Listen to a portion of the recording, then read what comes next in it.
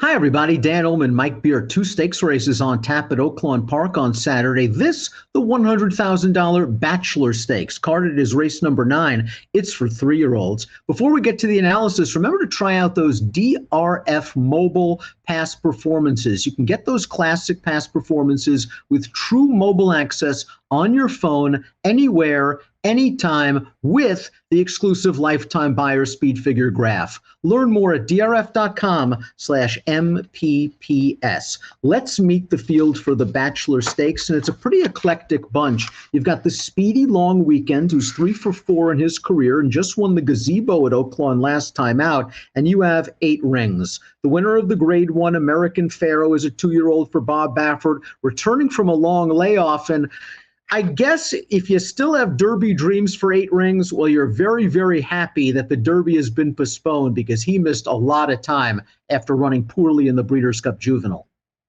Yeah, right. I mean, it's certainly a benefit to him that they're going to run that race down the line somewhere because he clearly wouldn't have made it on the regular schedule. We'll see what happens, Dan. He's, one of those horses, a couple of good ones and a couple of real disappointments as a 2-year-old. So we'll see what he does here off the layoff.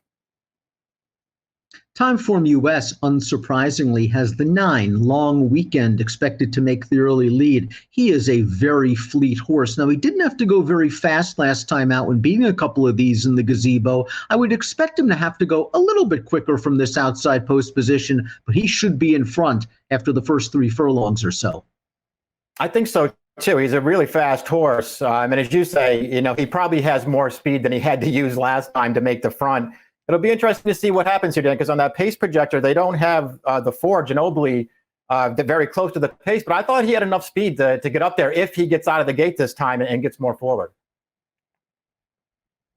I think that's a very good point because Ginobili 2 starts back set a very fast pace in the San Vicente in a race where he gave Natal, one of the best 3-year-olds in the country, fits. Let's start the analysis with one of the horses that chased Long Weekend in the gazebo, and that's Little Menace, making his 3rd start of the form cycle for Steve Asmussen. I thought he ran just fine. There wasn't a lot of pace on. He was on chase mode. He ran okay. He's now paired up by her tops. He has tactical speed. I could see him taking a step forward.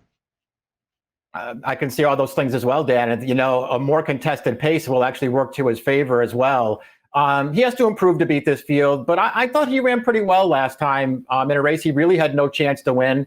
His race 2 back was off a little bit of a layoff. I wasn't blown away by that win. It was like a 4-horse finish, a 4-horse photo finish at the end, but he got it done. I can see him taking a step forward in this race. Bo Oxy finished 4th in the gazebo, and again, he didn't have a lot of pace to deal with in that race and came widest into the lane. He was just no match for Long Weekend. His win 2 starts back came against, in a match race. He won by 15 lengths. Take that race with several grains of salt. He might be in a bit steep here. It just feels like this is, way tougher for him. Maybe the pace will be faster for him, Dan, but the field is also much stronger. Let's take a look at the most recent race for the number 3, Echo Town, who might have the most upside potential of any horse in this race. He has a very strong pedigree, and he won a non-winners of 2 life over the slop last time out. It looked like he was outpaced a bit on the far turn. He's on the outside right now, making the lead. I thought this was a good, solid performance over a wet track, and he has run even faster on dry footing. Steve Asmussen has this one, and if the 4 does go after the 9 early, this horse could be sitting a great trip. That's what I thought too, Dan. The thing about him, he's not a pure speed horse where, I don't think he'll be able to make the lead in here, but he does break very alertly from the gate.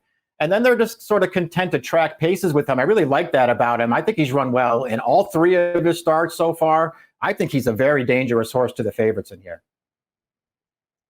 I think Ginobili, the number 4 at 6-1 on the morning line, is a little bit dirtied up considering he couldn't get close to the pace last time out. Oddly enough, at odds on in an optional claiming race at Oaklawn, and I think he abhorred the wet track. I don't think this is a horse that likes any kind of give in the ground. His race 2 starts back against Nadal shows he can be an effective sprinter. Now, maybe he's more effective at 7 than 6, but like you, I think he'll be closer to the pace. And if he runs to San Vicente, he could be real tough.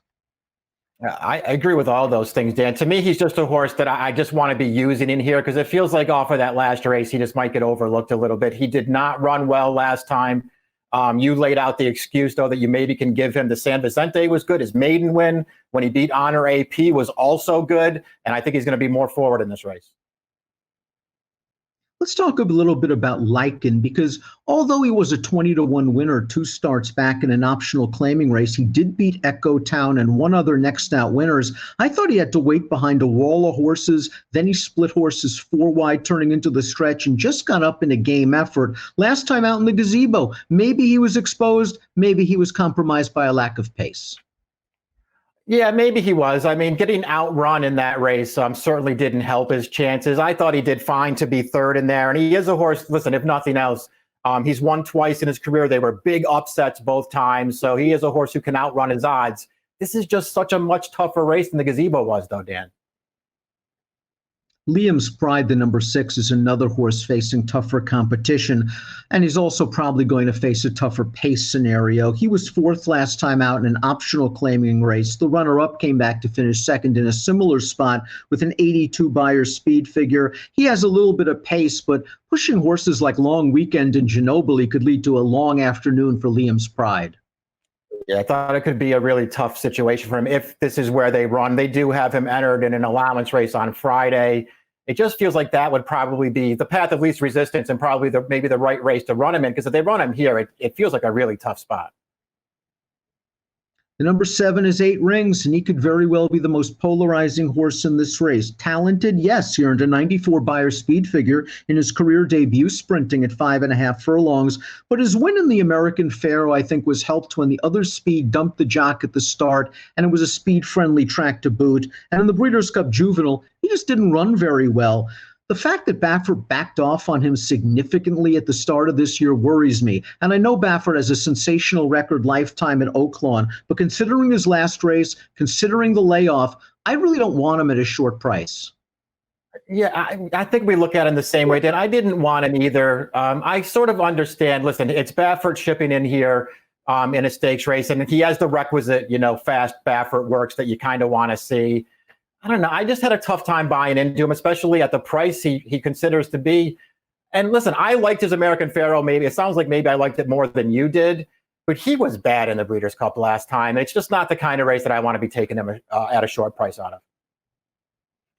The number 8, Sir Rick, really stepped up in class last time out in the Oaklawn Stakes, and he pushed a pretty fast pace, Mike. Just consider 1 mile and an eighth. They were going 45-2. He hung in there through 3 quarters in 10-4, and then he tired badly. I think turning back substantially in distance might work a little bit against him, but he has run well sprinting in the past. This is kind of a big race for him, I think, to prove that he belongs against stakes company, but at 30-1, maybe he could sneak into the bottom of exotics.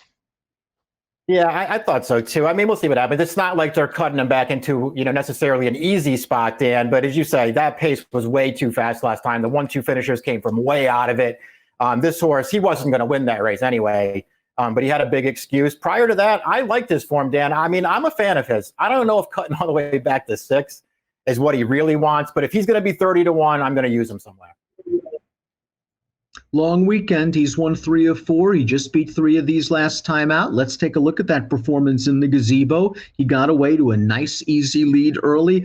This is the horse that doesn't have the greatest action in the world. I thought he took a couple of awkward steps on the backstretch and then turning into the lane. But as you see from here, he has no problems putting away these horses to the tune of a 95 Beyer. He's going to have to go faster in the early portion of this race. But if he does get away to an easy lead, he could be very tough to catch. He might be the most pure sprinter of the field. Exactly. I think he probably is the most pure sprinter. Drawn to the outside is probably a good thing for him. I do think Talamo's going to try to make the lead with him.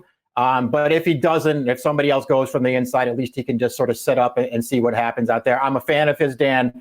But again, I do think this is a way tougher spot than that gazebo was. Formulator fact for his trainer, Tommy Amos, over the past 5 years with 3-year-old last out winners making their third start off a 2 to 4 month layoff, third start off of a 61-day layoff, under 45% winners, 225 ROI. We take a look at our top selections in here. I'm going to go with long weekend's recency. I just am not sure if I trust 8 rings in here. I do have a tremendous amount of respect for Echo Town. He is my second selection, and I would use him. I went 9-3-1-6. Echo Town's your top pick, Mike, and at 9-2 on the morning line, that certainly seems fair considering his upside. Yeah, exactly. That's how I looked at it. It does feel like he probably will be that kind of price in here with the other options. I'm just going to take him at that price. And I like all 3 of his races. I think he'll get a good trip in here. It's very surprising, I think, that neither of us have the Baffert horse 8 rings in our top 4, but he's just a horse that I'm going to be against in this spot. And he could easily win this race, but I do think he's going to take a lot of money. 3-9-4 for Mike, 9-3-1-6 for me. It's the Bachelor Stakes, $100,000 at Oaklawn on Saturday, and the approximate post time for race number 9 is 4:45 Central. Good luck.